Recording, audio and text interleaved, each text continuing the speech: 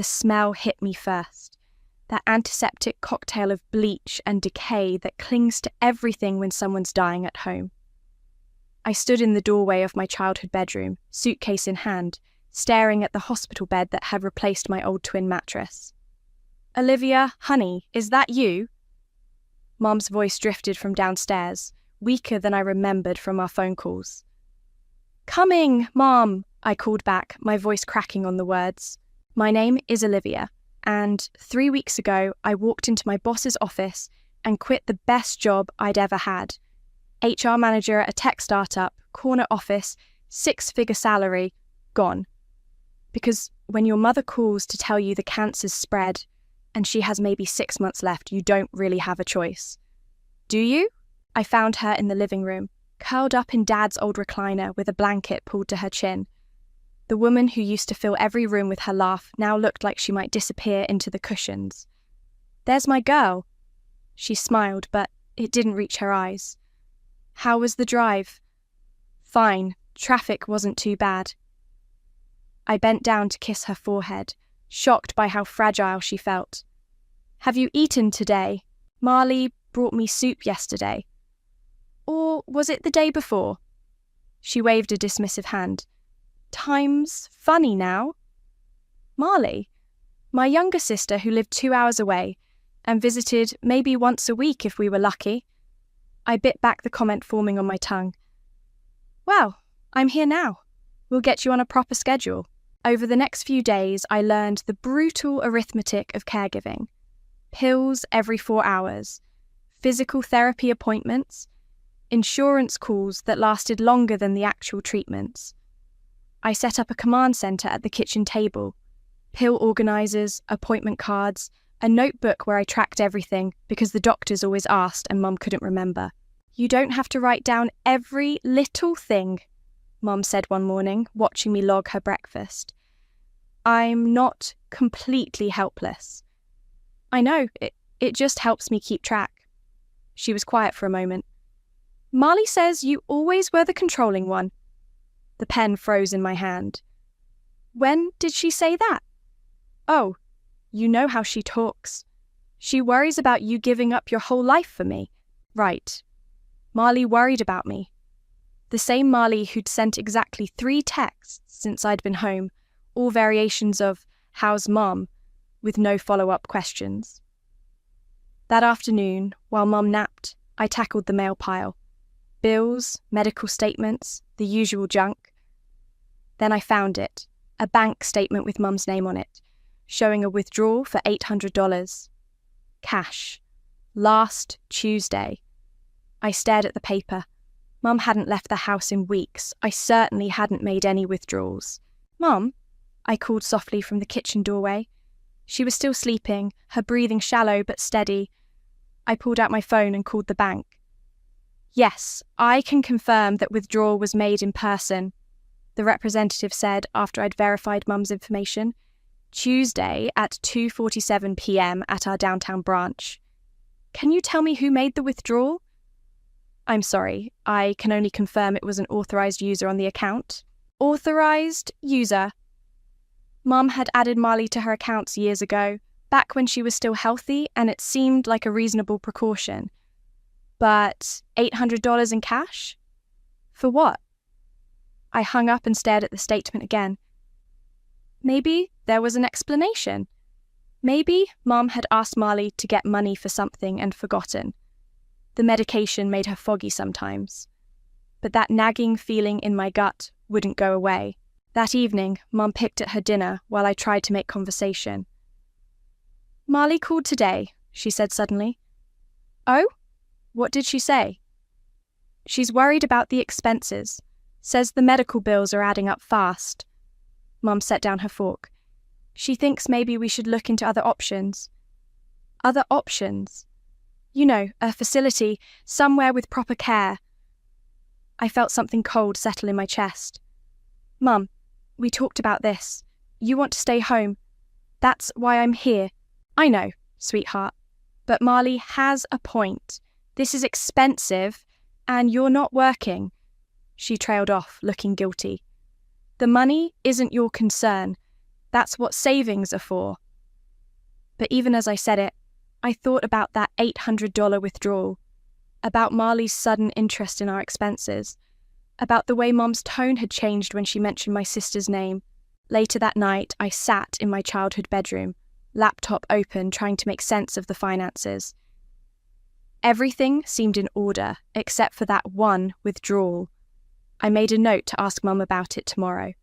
My phone buzzed, a text from an unknown number. "Your sister's not who you think she is." I stared at the screen, my heart hammering. Wrong number. Prank. I typed back, "Who is this?" No response. I set the phone aside and tried to focus on the spreadsheet, but the words blurred together. Downstairs, I could hear Mum coughing, a wet sound that meant I'd need to check on her soon. But first, I had some questions that needed answers. Marley showed up Saturday morning like she was arriving at a photo shoot. Designer jeans, perfect makeup, carrying a bouquet of grocery store flowers that probably cost more than I'd spent on food all week. "Livy," she swept into the house, all smiles and energy. "How's our patient today?" Mum's face lit up in a way I hadn't seen since I'd been home. "Marley, honey, you look beautiful." "Oh, thanks, Mum." Marley bent down for a careful hug, then immediately pulled out her phone. "Let me get a picture with you. You look so much better than last week." I watched from the kitchen doorway as she positioned herself next to Mum's chair, angling the phone for the best lighting. Mum tried to smooth her hair, suddenly self-conscious. "Perfect," Marley said, snapping several shots. "I'll post this later so everyone knows you're doing well." "Marlies," I said, stepping into the room, "can I talk to you for a minute?" "Sure, but let me just..." She was already typing on her phone, probably crafting the perfect caption about being a devoted daughter. "Now." She looked up, eyebrows raised. Okay, Mum, I'll be right back." I led her to the kitchen and closed the door. $800, I said without preamble. "What?" "The withdrawal from Mum's account last Tuesday. What was it for?" Marley Shook's expression didn't change, but something flickered behind her eyes. "Oh, that. Mum asked me to get some cash for household expenses. You know, groceries, prescriptions, stuff like that. $800 worth. Have you seen how much her medications cost? Plus, she wanted to have some cash on hand for emergencies." Marley shrugged. "I don't see what the big deal is." "The big deal is that I'm handling all the expenses now. I have a system set up. If Mum needed cash, she could have asked me." "Maybe she didn't want to bother you. You've been pretty stressed lately." The casual way she said it made my jaw clench. "I'm not stressed. I'm taking care of our dying mother." "Right, and we're all grateful for that. But maybe you're taking on too much. Mum mentioned you've been writing down everything she eats, timing her medications to the minute." Marley's voice took on a concerned tone. "That's a lot of pressure to put on yourself. Someone has to keep track. Or maybe you're being a little controlling." The kitchen door opened before I could respond. Mum shuffled in, looking between us with worried eyes. "Girls, please don't fight. I can hear you from the living room." "We're not fighting, Mum," Marley said quickly, moving to put an arm around her. "Olivia's just concerned about money, which I totally understand. Taking care of you is expensive." "It's not about the money. Actually," Marley continued, "I've been thinking we should have someone look at the finances. Make sure everything's being handled properly. You know, for Mum's peace of mind." Mum nodded slowly. "That's not a bad idea. Jasper could take a look." Jasper. The family lawyer who'd handled Dad's estate and Mum's will. I felt like I was being manoeuvred into a corner. "Fine," I said, "if that's what you want." "It's just to make sure everything's above board," Marley said. "I mean, you've been handling a lot of cash transactions lately." "What cash transactions?" "Well, the grocery money, the pharmacy runs, household expenses. It adds up, and with Mum's condition, She might not remember every little purchase. I stared at her. Are you suggesting I'm stealing from Mum? Of course not. I'm just saying it would be good to have documentation for tax purposes and stuff. Mom looked distressed. Girls, please. I trust both of you completely. I know you do, Mom, Marley said, squeezing her shoulder. But Olivia's given up her job, her apartment, her whole life to be here. That's a lot of financial pressure. Maybe she's feeling tempted to supplement her income a little. The room went dead silent. I could hear the refrigerator humming, the clock ticking on the wall, my own heartbeat pounding in my ears. Supplement my income? My voice came out deadly quiet. I'm not accusing you of anything, Marley said quickly. I'm just saying it would be natural if... Get out. Olivia. Get out of this house right now. Mom, see what I mean? Marley turned to our mother with wounded eyes. This is exactly the kind of defensive behaviour that worries me. Mom looked torn, glancing between us. Maybe we should all just calm down. I am calm, I said. I'm calmly asking my sister to leave. Marley gathered her purse, her expression shifting to martyred sadness. I'll call you later, Mum. Try not to let this stress you out too much. She kissed Mum's cheek and headed for the door, then paused. Oh, and Olivia? You might want to save those receipts. Jasper's going to want to see them. After she left, Mum and I sat in uncomfortable silence. Finally, she spoke. She's just worried about you, honey. We both are. I know, Mum, but as I helped her back to her chair, I couldn't shake the feeling that I'd just been played. Marley had walked in here, planted seeds of doubt about my character, and left me looking like the unstable one. That night, after Mum was asleep, I found myself standing at the kitchen window, staring out at the dark street. My phone was on the counter, and I kept glancing at it, thinking about that anonymous text. Finally, I picked it up and scrolled through my contacts until I found Amara's number. She lived next door and had been Mum's friend for 20 years. If anyone would give me a straight answer, it would be her. Amara, it's Olivia. Can we talk? Amara came over Sunday morning with coffee and the kind of direct stare that meant business. Your sister's up to something, she said before I'd even closed the front door. What do you mean? I mean, I've been watching this family for 20 years, and that girl has never cared about anyone but herself.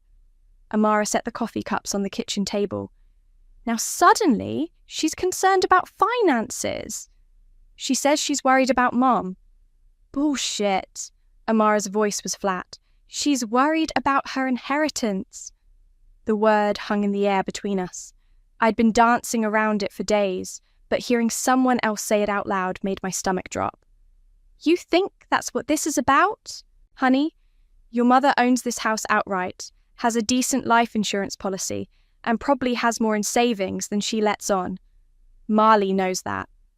Before I could respond, Mum called from the living room. Olivia, could you come here for a minute? I found her sitting up in her chair, looking more alert than she had in days. I've been thinking about what Marley said yesterday, she began, about the expenses. Mum, you don't need to worry about how much are you spending on groceries each week? The question caught me off guard. I don't know, maybe $60, $70? That seems like a lot for just the two of us. You're on a special diet. The organic stuff costs more, but the doctor said... And the prescriptions, how much are those running? I stared at her. These were questions she'd never asked before. Mum, what's this about? I just want to make sure we're being responsible. Marley showed me some articles about elder financial abuse. Did you know it's one of the fastest growing crimes in America? My blood went cold. Elder financial abuse. It's when family members take advantage of older people who can't keep track of their money anymore. Mum's voice was matter-of-fact, like she was reading from a pamphlet. The articles said it often starts small. a few dollars here and there. Mom, who showed you these articles? Marley emailed them to me. She's just looking out for my best interests. I felt like the ground was shifting under my feet. Can I see these emails?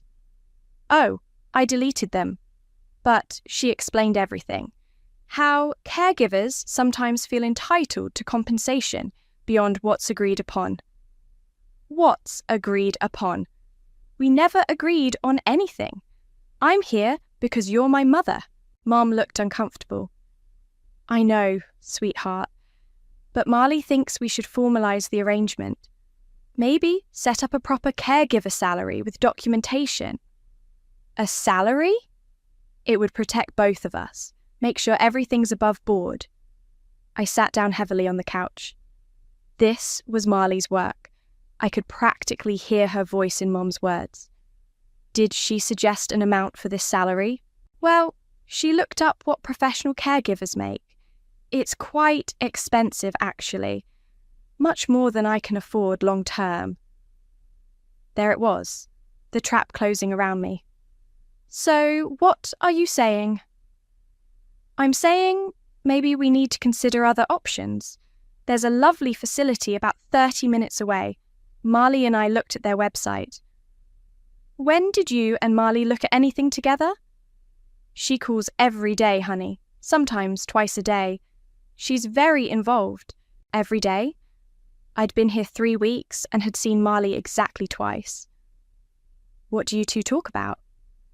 Oh, you know, how I'm feeling, what the doctors are saying. She asks a lot of questions about the household expenses. Mum paused. She's worried you're overwhelmed. I'm not overwhelmed. You seem tense lately. Marley noticed it too. I wanted to scream. Instead, I stood up. I need to check your medications. In the kitchen, I pulled out my phone and called Marley. Hey, Livy, how's Mum today? We need to talk. Sure, what's up? Stop calling her every day and filling her head with garbage about elder abuse. Silence. Then, I have no idea what you're talking about. The articles, Marley? The suggestions about caregiver salaries and nursing homes. I'm just trying to help Mum make informed decisions. She's vulnerable right now. She's vulnerable because she's dying, not because she's stupid. Nobody said she was stupid. But her judgment might be compromised. The medications, the stress of being sick. Her judgment is fine. Is it? Because she told me she can't remember giving you permission to spend $800 last week. My hand tightened on the phone. What's $800? The cash you took from her account. She's confused about it. I never took any cash from her account. You did. That's not what Mum remembers. The kitchen started spinning. Put her on the phone. She's resting right now. But, Olivia, maybe we should have Jasper come by sooner rather than later, just to clear up any confusion. Fine. Call him. Already did. He'll be here Tuesday. The line went dead. I stood there holding the phone, trying to process what had just happened. Somehow, in the space of a week, I'd gone from devoted daughter to suspected thief. That afternoon, while Mum napped, I went through her desk looking for those emails Marley had supposedly sent. I found them in the trash folder on her laptop. 23 emails over the past 2 weeks, all from Marley, all carefully crafted to sound concerned while systematically undermining my credibility. I'm worried Olivia might be feeling entitled to compensation. Have you noticed any unusual spending patterns? It's common for caregivers to rationalize small thefts as payment for their services. You might not remember every transaction, but that's normal with your medications. Each email was a masterpiece of manipulation, designed to make Mom question her own memory and my motives. The last email was sent yesterday, after Marlaig's visit. Mom, I'm so glad we talked about getting Jasper involved. Olivia's defensive reaction when I brought up the finances is exactly what the articles warned about. Please don't let her know I'm sending you these resources. She might try to delete them or convince you not to read them. I love you and I'm just trying to protect you. M. I printed every single email. Then I sat at the kitchen table and waited for Tuesday to come.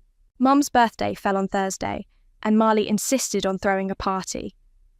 Just family and a few close friends, she said when she called Tuesday night. Nothing big.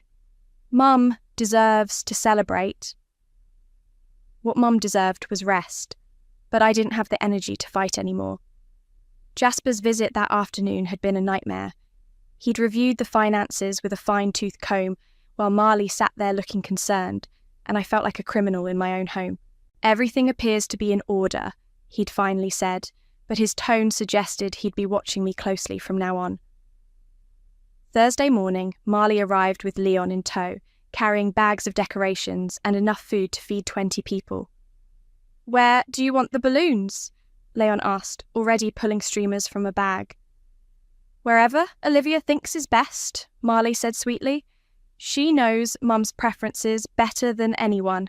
Leon was Marley's boyfriend of 6 months, a personal trainer with arms like tree trunks and the personality of wet cardboard.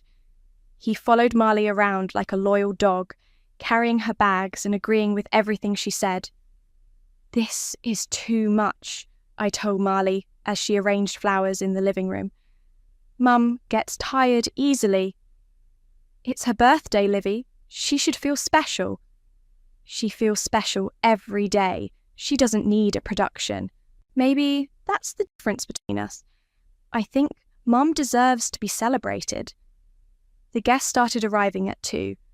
Amara came with a homemade cake. A few neighbours stopped by. Then, to my surprise, Bailey showed up. Uncle Bailey was Dad's younger brother, and we hadn't seen him in probably 5 years. He'd had some falling out with Mom after Dad died. Something about money, though I'd never gotten the full story. "Bailey," Mum's face lit up when she saw him. "I can't believe you're here. Wouldn't miss it, Viv." He bent down to hug her, then straightened and looked around the room. His eyes landed on Marley. "Hello, Marley." "Uncle Bailey, what a surprise." "I bet it is." The tension was immediate and obvious. Marley's smile became strained, and Leon moved closer to her side. "How did you even know about the party?" Marley asked. "Amara called me. Said Vivian was having a rough time and could use some family support." Bailey's gaze shifted to me. "Hello, Olivia. I hear you've been taking good care of your mother." "I'm trying." "That's more than some people can say." Marley's cheeks flushed. "I don't know what you're implying." "I'm not implying anything. I'm stating facts." Bailey pulled out a chair and sat down next to Mum. "Viv, you look good, considering. The treatments are hard, but Olivia's been wonderful. She gave up her whole life to be here." "Did she now? And what about your other daughter?" "Bailey," Mum said quietly, "please don't start."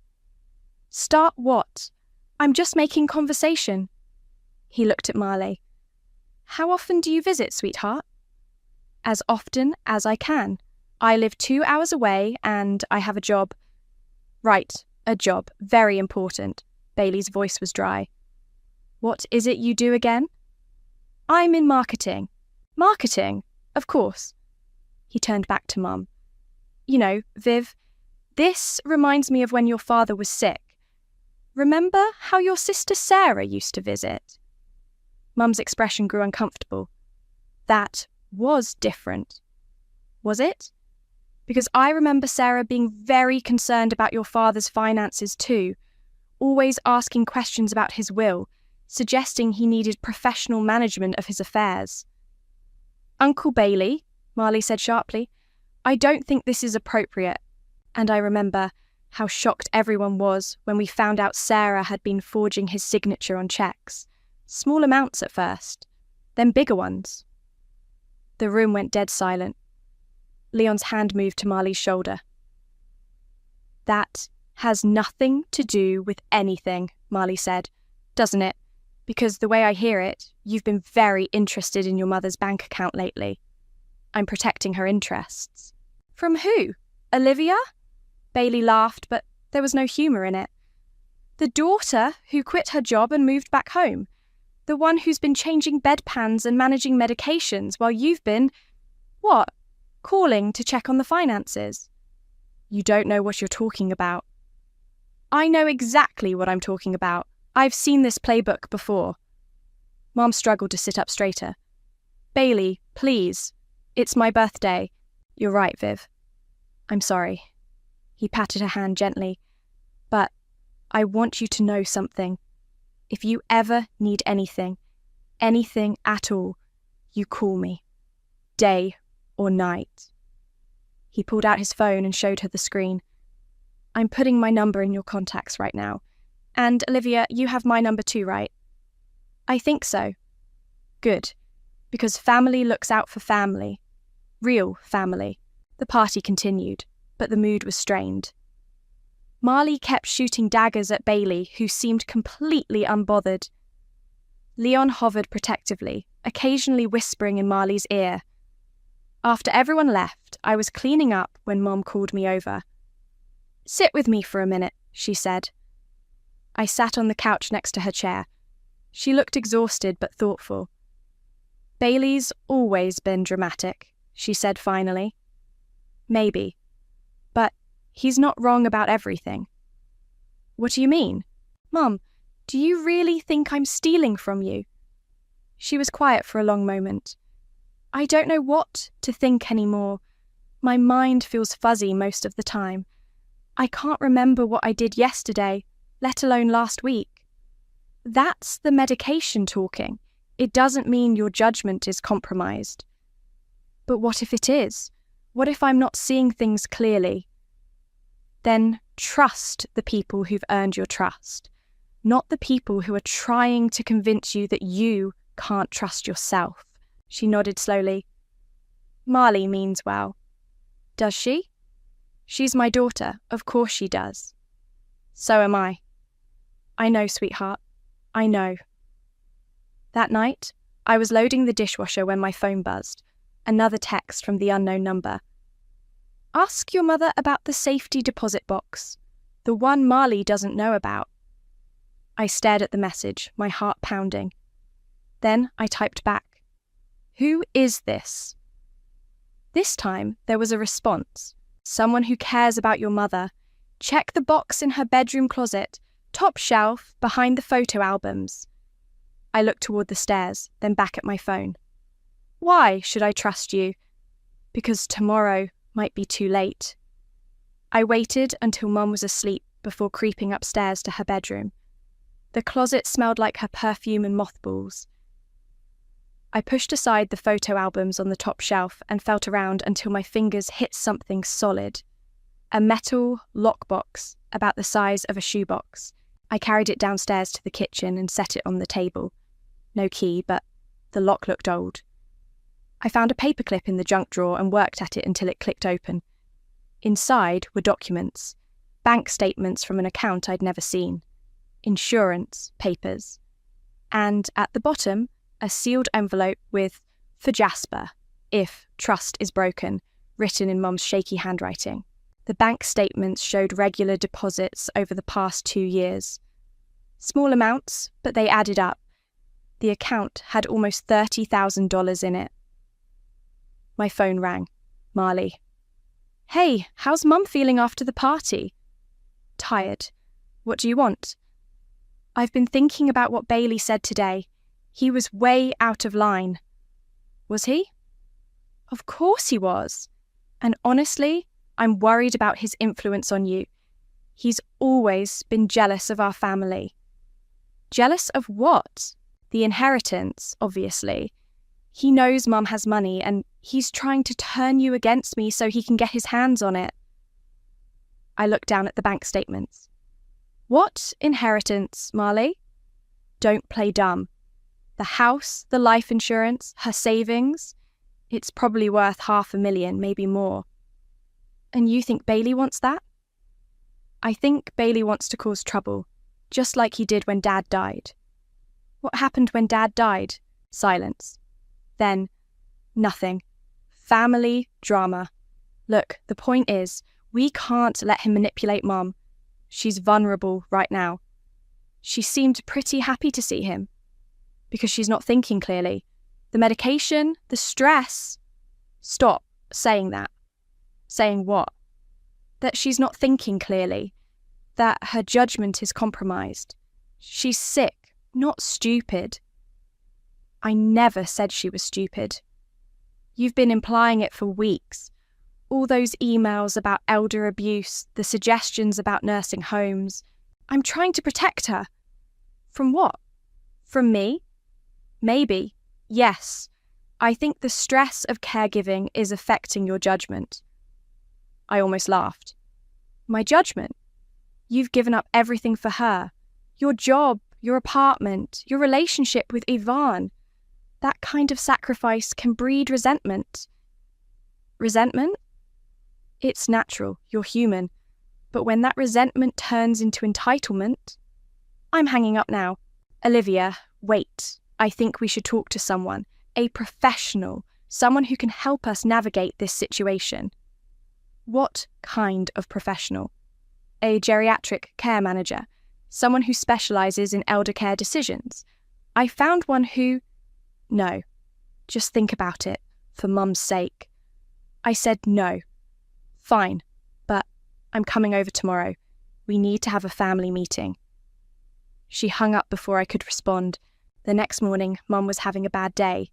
She couldn't keep her breakfast down and her pain medication wasn't helping. I was trying to get her comfortable when Marley arrived with Leon and a woman I didn't recognise.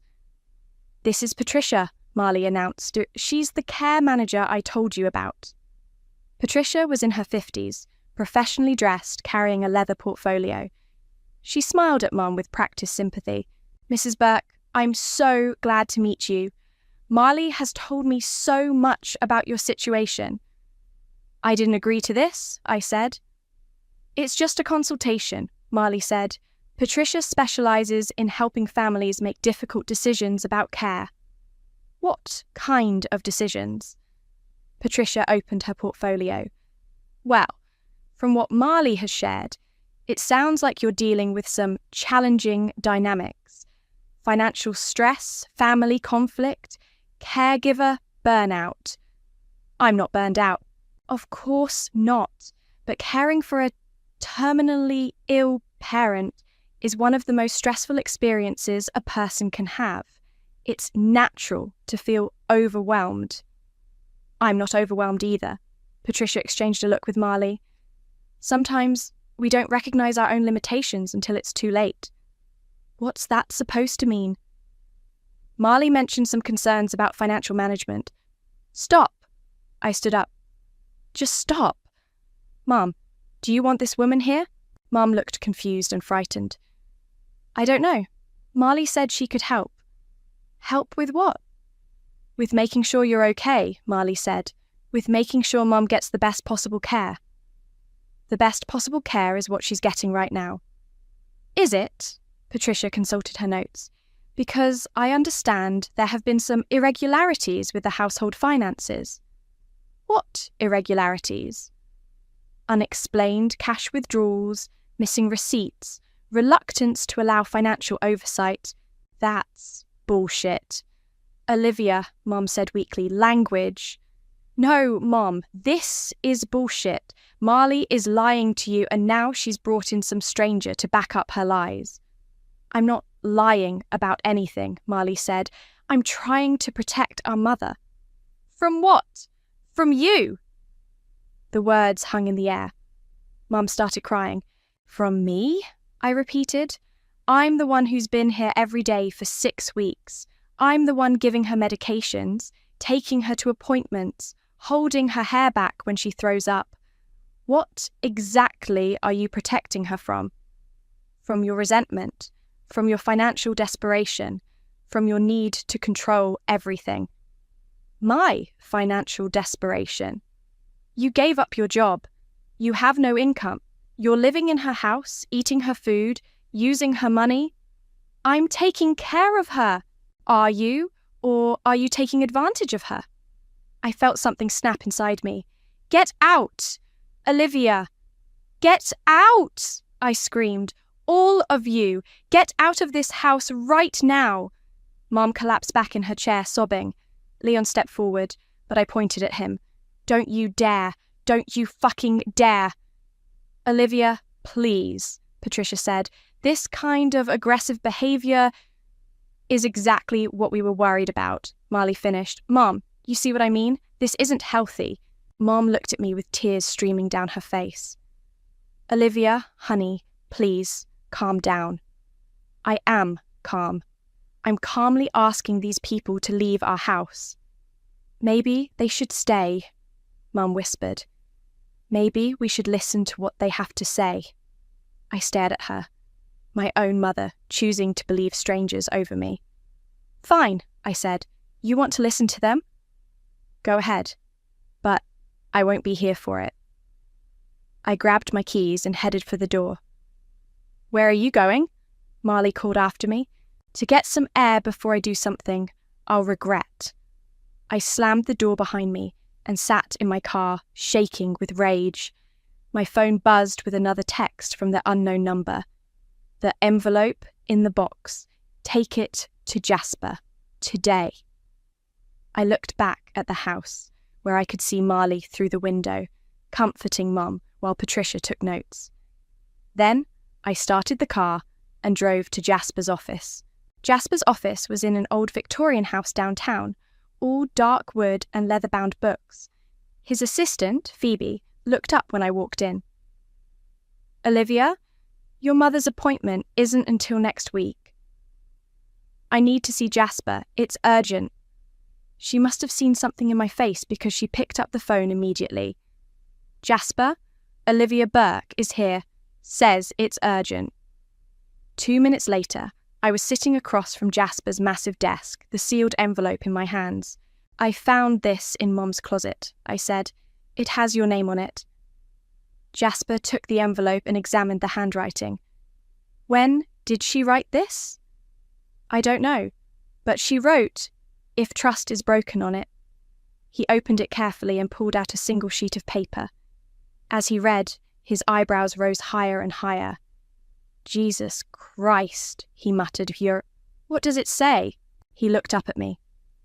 "It's instructions, very specific instructions about what to do if she ever suspected someone in the family was trying to manipulate her for financial gain."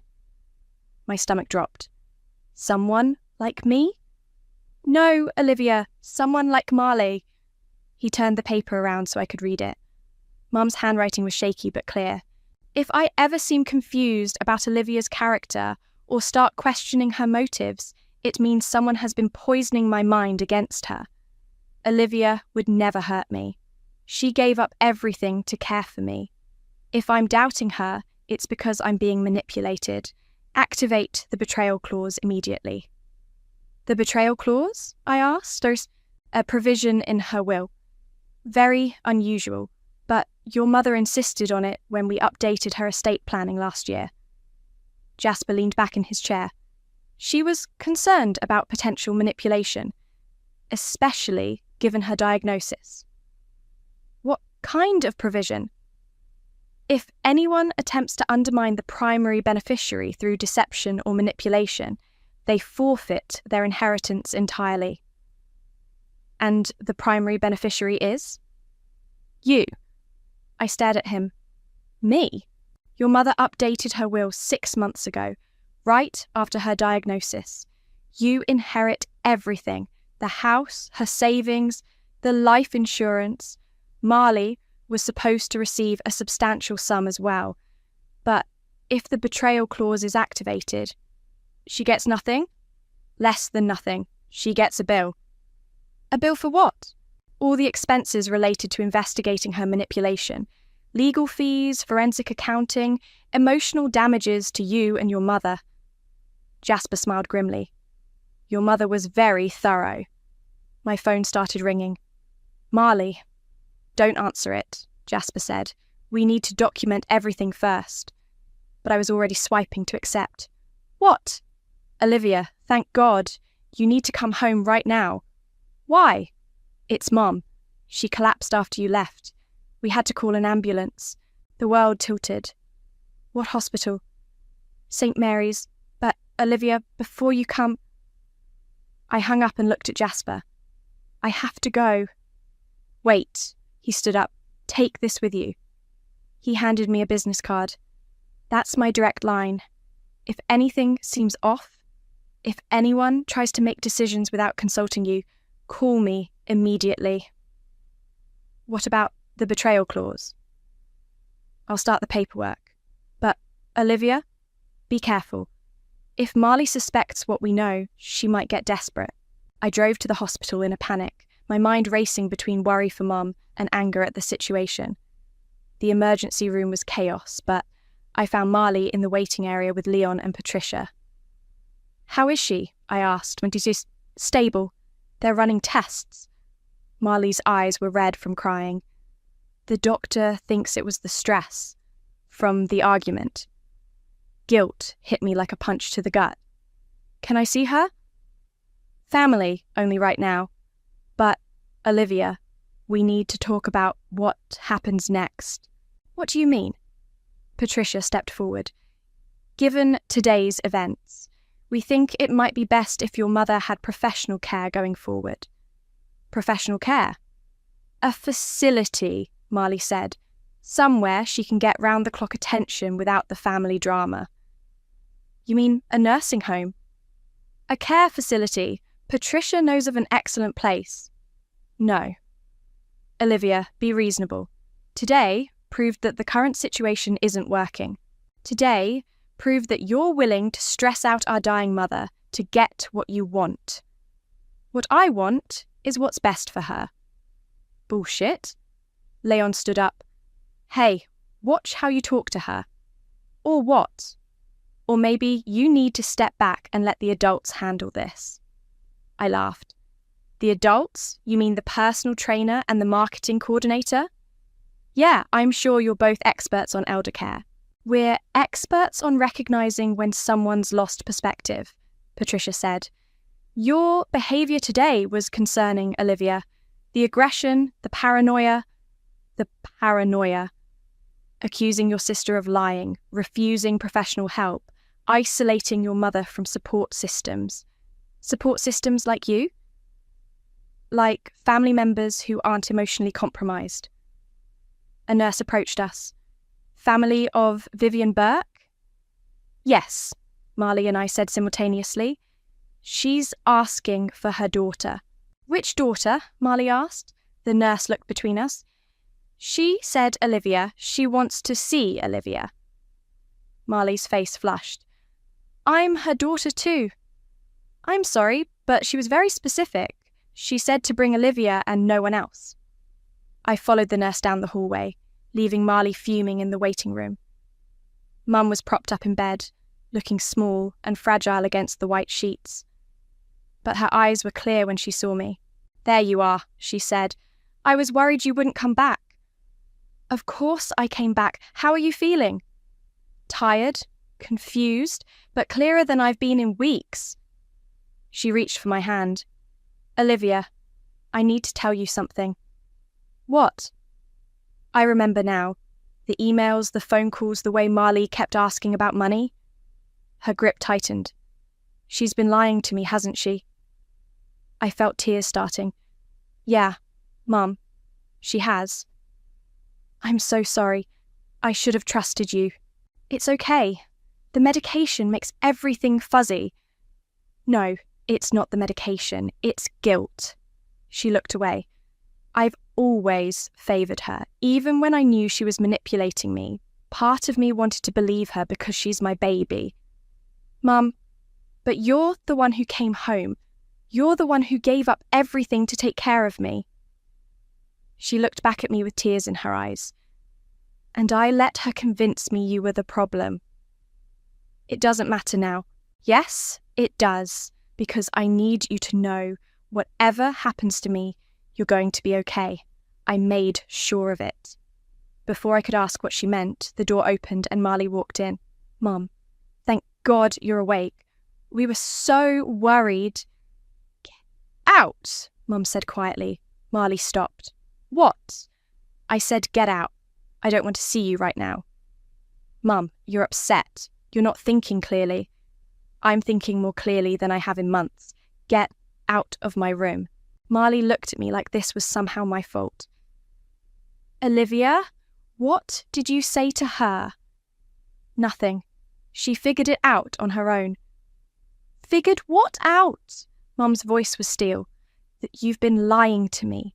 That you've been trying to turn me against the daughter who actually loves me. That's not, I do love you. You love my money. There's a difference. Marley's mask finally slipped completely. Fine. You want to believe her lies? Go ahead, but don't come crying to me when she bleeds you dry. She stormed out, Leon trailing behind her. Mum squeezed my hand.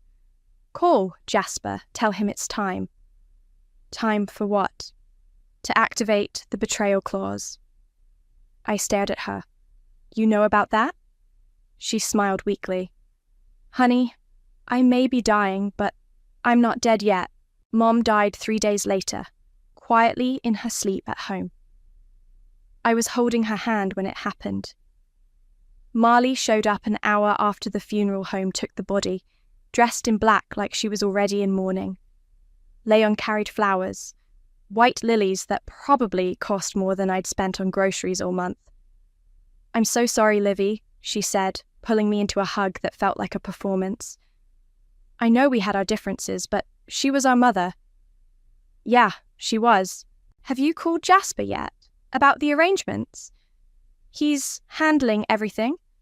Good. And the will reading? I looked at her. Mum had been dead for 2 hours, and Marley was already asking about the will. He said he'd let us know. It's probably just a formality. I mean, she always said she'd split everything between us. Marley dabbed at her eyes with a tissue. 50-50, right? I guess we'll find out. Leon cleared his throat. Where do you think you'll go? After the house sells?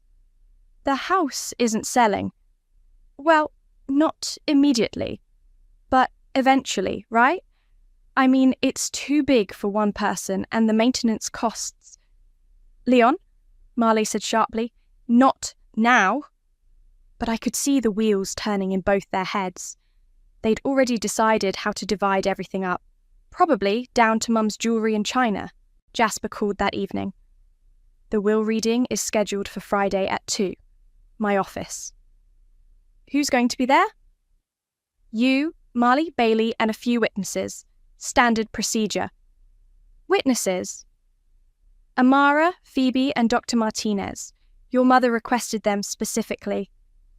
Dr. Martinez was Mum's oncologist. I wondered why she'd want him there, but I was too tired to ask. Friday came too fast. I sat in Jasper's conference room, watching Marley fidget with her purse while Leon whispered reassurances in her ear. Bailey sat across from me, his expression unreadable. Amara squeezed my shoulder as she took her seat. Before we begin, Jasper said, I want to note that this will was updated 6 months ago, and Mrs. Burke was of sound mind when she made these decisions. Dr. Martinez can attest to that. Dr. Martinez nodded. Vivian was lucid and competent throughout her treatment. Her cognitive function was never compromised. Marley shifted in her chair. Of course she was competent. Why would you even mention that? Because, Jasper said, opening a thick folder, some of the provisions in this will are unusual. Your mother wanted to ensure there could be no question about her mental state. He pulled out the will and began reading the standard legal language. Then he got to the meat of it. To my daughter Olivia, who sacrificed her career and personal life to care for me in my final months, I leave my house, all my personal belongings, my savings accounts, and my life insurance policy. Marley's head snapped up. What about me? I'm getting to that. Jasper's voice was carefully neutral. To my daughter Marley, I leave the sum of $50,000 to be paid from my life insurance policy. 50,000? Marley's voice was shrill. That's it? However, Jasper continued, This bequest is contingent upon the betrayal clause not being activated. The what? Jasper looked directly at Marley. Your mother included a provision that would void your inheritance if you attempted to manipulate her against Olivia or undermine Olivia's care through deception. The room went dead silent. That's ridiculous, Marley said. I have evidence that suggests otherwise. Jasper pulled out a thick stack of papers, 23 emails sent to your mother over a 2-week period, all designed to make her question Olivia's motives and financial integrity. He began reading from the emails, his voice flat and professional. Each one was worse than the last, carefully crafted lies designed to poison Mom against me. Furthermore, Jasper continued, we have phone records showing daily calls during which you systematically undermined Olivia's credibility. Those were just conversations. We also have testimony from Patricia Williams, the care manager you hired, stating that you specifically asked her to recommend institutionalizing your mother against Olivia's wishes. Marley's face was white. You can't prove any of this was manipulation. Actually, I can. Jasper pulled out another document. Your mother recorded several of your phone conversations. She what? She became suspicious of your motives and started recording your calls. Would you like me to play them? No, Marley whispered. In one particularly damning conversation, you told her that Olivia was probably skimming money and that she wouldn't even see it coming when you had her declared incompetent. Leon stood up. This is bullshit. You can't take away her inheritance based on some recordings. Actually, I can. The betrayal clause is legally binding. Jasper looked at Marley with something like pity. Your mother was very thorough. So, what does that mean? Marley's voice was barely audible. It means you inherit nothing. In fact, you owe the estate money. Oh, money? Legal fees for this investigation, compensation for emotional distress caused to Olivia, and reimbursement for the $800 you withdrew from your mother's account without permission. I had permission. No, you didn't. Your mother never authorized that withdrawal. She was saving that money for Olivia's expenses. Marley looked around the room desperately. This is insane. You can't do this to me. I'm her daughter. So is Olivia, Bailey said quietly. The difference is, Olivia acted like one. I loved her. You loved her money? Amara said. There's a difference. Marley turned to me, tears streaming down her face. Livy, please. You can't let them do this. We're sisters. I looked at her, really looked at her, and saw a stranger. Someone who'd been willing to destroy our mother's peace of mind for money. Someone who tried to convince a dying woman that her devoted daughter was stealing from her. We were sisters, I said, but sisters don't do what you did. I was protecting her. You were protecting yourself from the possibility that she might leave everything to the daughter who actually took care of her. Marley collapsed back in her chair, sobbing. Leon put his arm around her, but even he looked shaken. There's one more thing, Jasper said. Your mother left you a letter. He handed Marley a sealed envelope. She opened it with shaking hands and read silently. Then she crumpled it up and threw it on the floor. What did it say? I asked. Bailey picked up the letter and smoothed it out. It says, I hope someday you'll understand that love isn't about what you can get from someone. It's about what you're willing to give. Olivia gave me everything. You gave me nothing but heartache. I'm sorry I failed you as a mother, but I won't let you destroy the daughter who didn't fail me. Marley stood up abruptly. I'm going to contest this. I'll take it to court. With what money? Jasper asked. You're unemployed, in debt, and now you owe the estate $15,000. Leon will help me. Leon was already backing toward the door. Actually, babe, I think maybe we should take a break. This is all pretty heavy, and I need some time to process. You're leaving me too. I'm not leaving, I'm just taking some space. He was gone before she could respond. Marley looked at me one last time. This isn't over.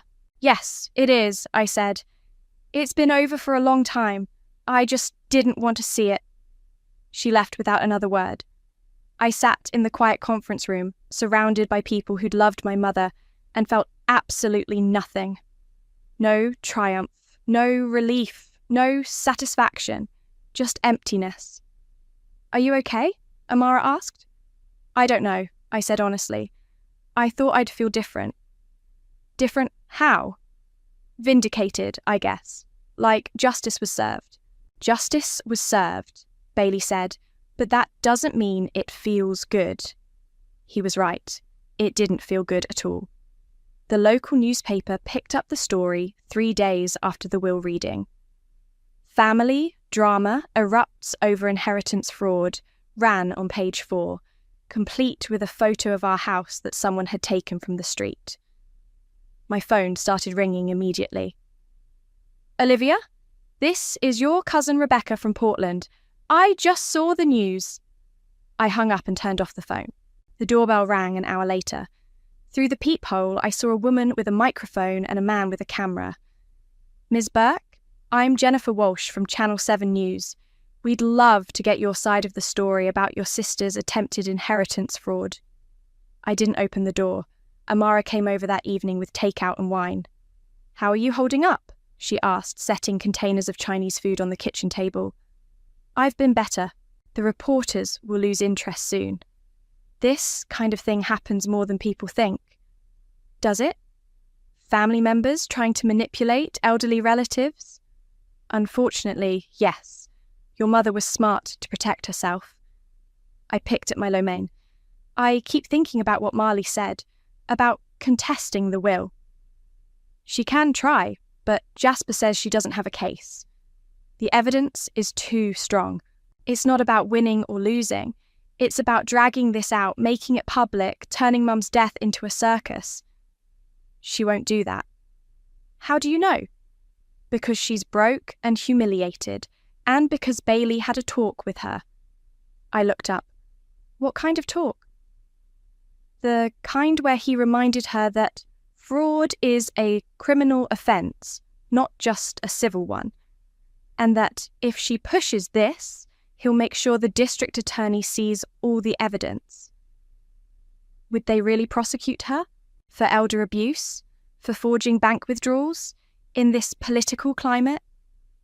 Amara shrugged. "Bailey thinks they might, especially with all the media attention." My phone buzzed with a text. "Ivan, saw the news. Are you okay? Can I call you?" I showed Amara the message. "Are you going to respond?" "I don't know. What would I say?" "Hi, remember me? The woman whose life fell apart while you were finding yourself in Colorado?" You could start with hello. "He left, Amara. When things got hard, he left. People make mistakes. Maybe he's learned from his. Maybe I have too." The next morning, I found Leon sitting on my front steps. "What do you want?" I asked, "to apologise and to give you this." He held out an envelope. "It's from Marley." "I don't want anything from her. Just take it, please. She's not doing well." I took the envelope but didn't open it. "Where is she?" "Back at her apartment. She lost her job. Turns out her boss saw the news story." Leon stood up. "Look, I know what she did was wrong, but she's still your sister." "No, she's not. Not anymore. That's what she said you'd say." He walked toward his car, then turned back. "For what it's worth, I think she really believed she was protecting your mum. From you, I mean. She convinced herself you were the problem. That doesn't make it better?" "No, but it makes it sadder." After he left, I sat on the steps and opened the letter. "Olivia, I know you hate me. I hate me too. I keep trying to figure out when I became this person, but I can't pinpoint it.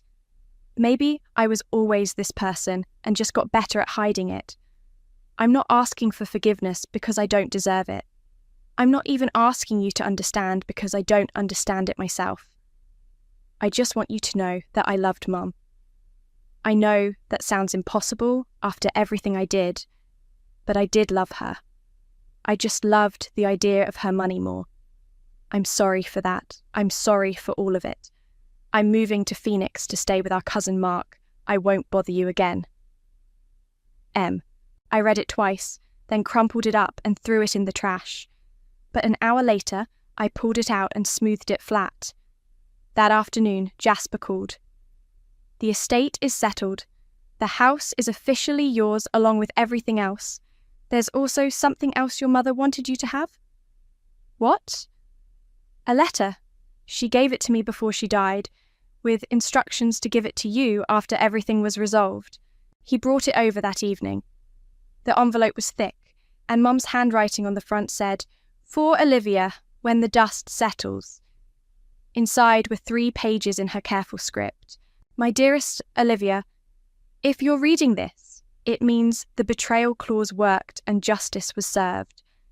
I hope you're not feeling guilty about it. Marley made her choices, and choices have consequences. You made different choices. You chose love over money, sacrifice over selfishness, duty over convenience. That's who you are, and that's why you deserved everything I had to give. But I'm worried about you. I'm worried that this whole experience will make you hard and bitter. I'm worried that you'll think love is always about betrayal and family is always about money. Please don't let Marley's choices poison your heart. You gave up so much to take care of me. Your job, your apartment, your relationship with Ivan. I know you think those sacrifices were necessary, but now I want you to know they were also noticed and appreciated. Every pill you organised, every appointment you drove me to, every night you stayed up when I couldn't sleep, I saw all of it. Now I want you to live for yourself. Use the money to go back to school if you want. Travel, start a business, fall in love again. Don't let my death be the end of your story. Let it be the beginning of a new chapter. And Olivia, if Marley ever comes to you asking for help, really asking, not demanding or manipulating, I hope you'll consider it. Not because she deserves it, but because forgiveness is a gift you give yourself, not the person who wronged you. I love you more than words can say. Thank you for being the daughter I needed when I needed her most. Mum. I sat in the quiet house, surrounded by all the things that were now mine, and finally cried. Not for Marley, not for the family that was broken, but for Mom, and for the weight of carrying her love forward. My phone rang, Ivan again. This time I answered. "Hi," I said. "Hi, how are you?" Complicated. "I saw the news. I'm sorry about your mum and about everything else." "Thank you. I know I don't have the right to ask, but would you like to get coffee sometime? Just to talk?" I looked around the living room where I'd spent so many nights taking care of Mom, where Marley had tried to turn her against me, where everything had fallen apart and somehow come back together. "Yeah," I said. "I'd like that." "Really? Really? But Ivan, I'm not the same person I was when you left." "I'm not the same person either. Maybe that's okay." "Maybe it is." After we hung up, I walked to the kitchen window and looked out at Amara's house. She was in her garden, pulling weeds in the fading light. When she saw me watching, she waved. I waved back. Tomorrow, I'd start figuring out what came next. Tonight, I was just going to sit in my mother's house, my house now, and be grateful for the people who stayed when staying was hard. The anonymous texter never revealed themselves, but I had my suspicions. Bailey had been asking a lot of questions about Mum's finances lately, and he'd always been protective of family, even when family didn't deserve it. I never asked him directly. Some mysteries are better left unsolved. But I did send him a text. "Thank you." He responded immediately. "For what?" "For caring about her, for caring about me." That's what family does. Real family. He was right. Real family shows up Real family tells the truth, even when it's hard. Real family doesn't leave when things get complicated. I'd learned the difference finally, and it had cost me a sister, but it had saved everything else that mattered.